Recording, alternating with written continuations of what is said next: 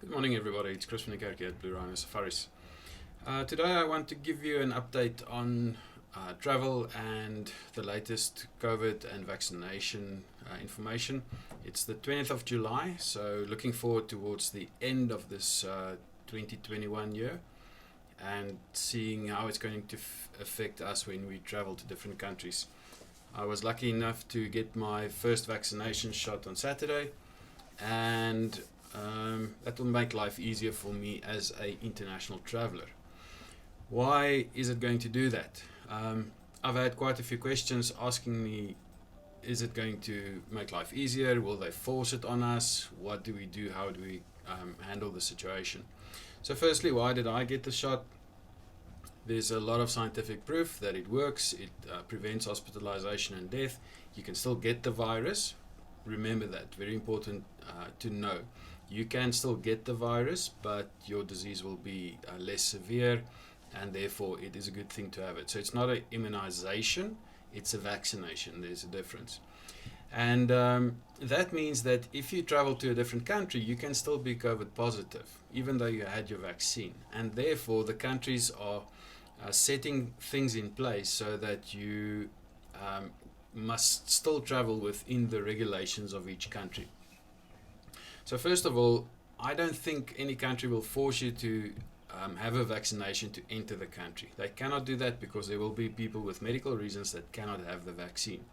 And therefore, I don't think there will ever be a border that we will reach that will require you to show a vaccination. However, if you arrive at said border and the country decided that vaccinated people will have different rules regarding isolation than unvaccinated people, then that is going to affect you. And that is something that we are seeing in the UK. We are seeing it in Uganda, for example. I just saw a documentation last week in Uganda where they treat people arriving in the country differently based on their vaccination status. If you've been fully vaccinated, you are excluded from certain quarantining rules and regulations and things like that. So you still have access to the country even if you're not vaccinated, but being vaccinated allows you certain privileges. Because you've been vaccinated, you can skip a few of the requirements. So for those people who ask me, can I still travel without a vaccine? The short answer is yes. However, you have to realize that the government of the country you're traveling to can impose certain restrictions, like they are doing at the moment. I do think that this will change in the next year or so, but I don't think it will change in this year. I think this year they will still be fairly strict on how they handle people arriving in, and they will start making exclusions from now, as Uganda have already done. They will start making exclusions for people that have been vaccinated. So at the moment, and I believe for the rest of the year, it will be PCR tests required to travel across borders, as it is at the moment. So you will have to have a negative test. A vaccination will change nothing on that.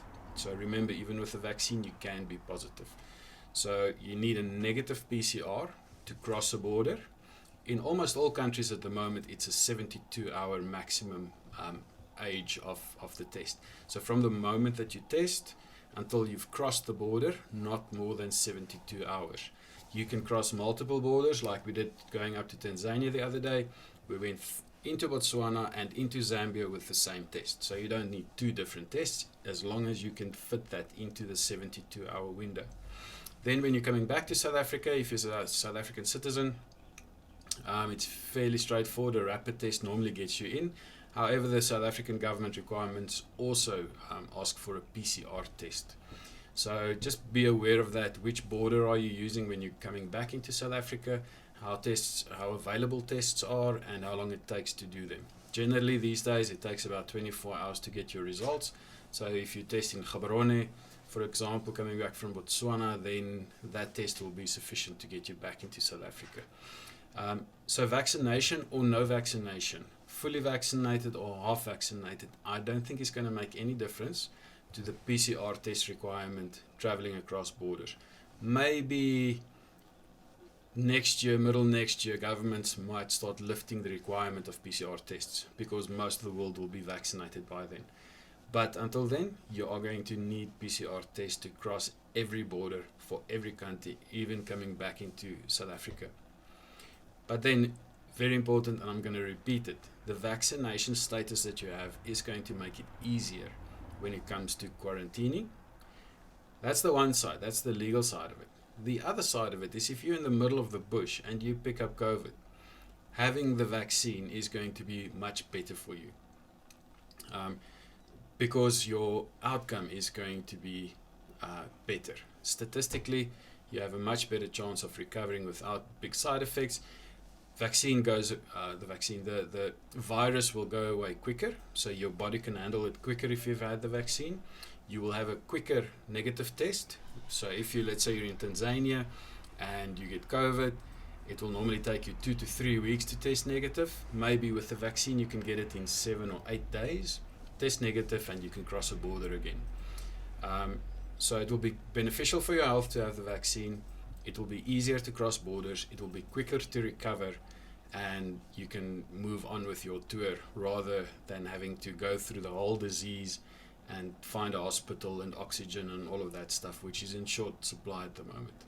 So I believe it is better to have the vaccine, but as nobody can force you to have the vaccine, I also can't. So if you want to join a trip and you're not vaccinated or you refuse to get vaccinated, that's up to you. It's not something that I can dictate to you.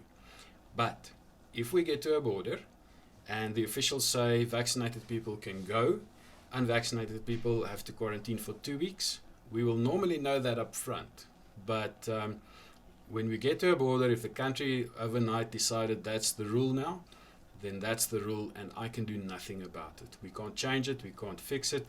So in my view, if you decide to travel internationally unvaccinated, I think you're taking a big chance with your personal health, but you're also taking a chance with the bureaucracies around the world.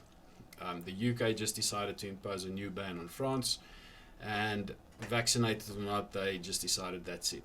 So to be in the best position to travel, you need to have a vaccine, in my view. As I say, you're welcome to join a trip if you don't have a vaccine. It's fine, not a problem, but the responsibility remains yours. The trip is not going to stop if the guy on the border says, sorry, but one of your guys are not vaccinated, he can't go in, or he has to quarantine for 5 days, or go for a test and wait for the results for 2 days. The trip will go on, you will have to catch up after that. So from my side, it's not a requirement, but it is highly, highly, highly advisable to do your vaccination. It's just going to make life a lot easier if you are fully vaccinated. So it's not sore, and it definitely will help you. The latest study shows after 2 or 3 weeks from your first shot, you are already very highly covered against severe disease for COVID. So it's already a good thing to have. Otherwise, if you have any questions, please let me know and I can answer them for you. Stay safe and let's start traveling again, getting back to normal life. Have a good day. Cheers.